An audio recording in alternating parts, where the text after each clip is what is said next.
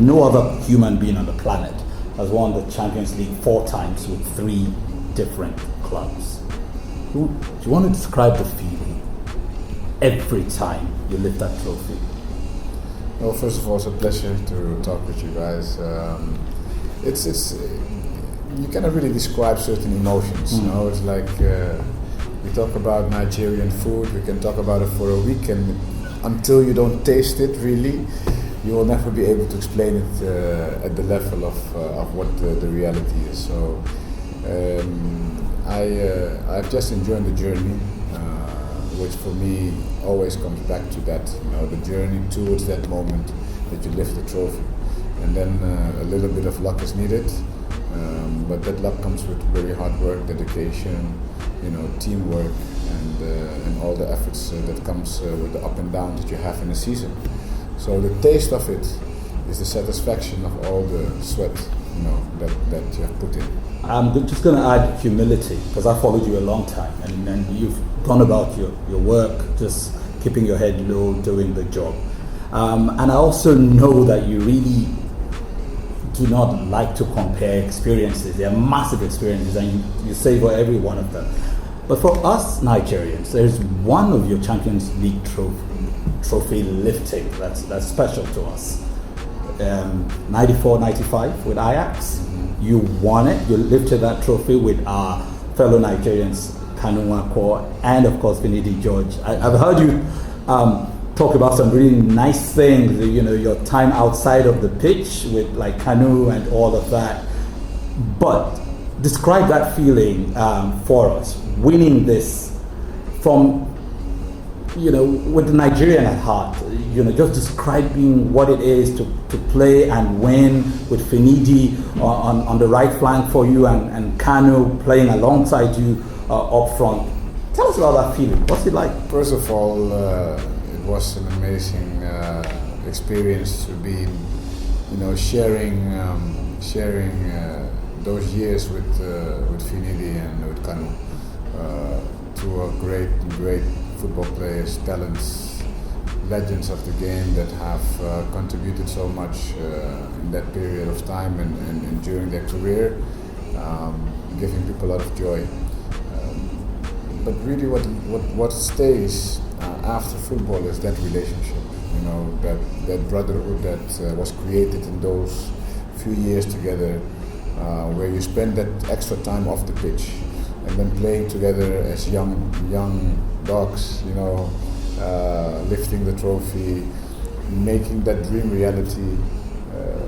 It's the same answer. You cannot really describe that, but I believe that you described it very well of what it means for the people.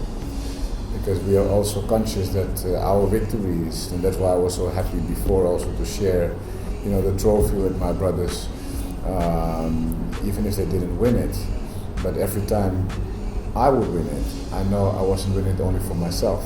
I was winning it for all the people, you know, of color that you know, that I represent, and that is really my joy. That has been my motivation, and that is my joy now today also to share this trophy with the world, and especially here in Africa. Earlier in the presser, you mentioned how it was good and happy for you to be back home. All through your journey as a professional footballer, you've had the opportunity of playing with some of the finest black African players, and at a point you were also here on the continent as coach of the Indomitable Lions. I just want to get your overview of football on the continent. What do you make of it? We have named our brothers here in Nigeria, and then we have, of course, Eto'o and Drogba, and we can name so many more who have, you know, left a legacy in the game, and hopefully now we'll be able to build a legacy for the next generation to come. Yeah. Africa has, for me, one of the biggest challenges, which is to really be united and to believe and to build from your own people. I think Senegal is a great example.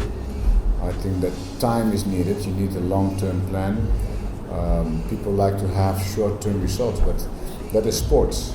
But if you want to build something that is sustainable in time, And it's not only Africa not doing that. In many places they are all short term. Oh, I don't reach the World Cup now, so I'm going to change everything. And then you always start from scratch.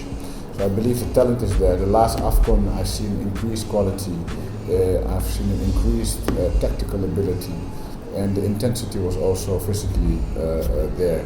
So, you know, it's improving, but it comes back to each federation and each nation actually to build the grassroots properly and have long-term plans in place. Finally, and outside of football, how does it feel being in Nigeria? It feels home, as I said before. When I'm in Nigeria, when I'm in Africa, it's also that feeling of connection. You know, reconnecting with Africa. Diaspora, you know, of African descent is more conscious now as well that the continent is really our continent, and so it's an honor for me to be here. I'm going to enjoy every minute of it, as I'm doing, and I hope we can leave a nice experience for the people who will be with us today.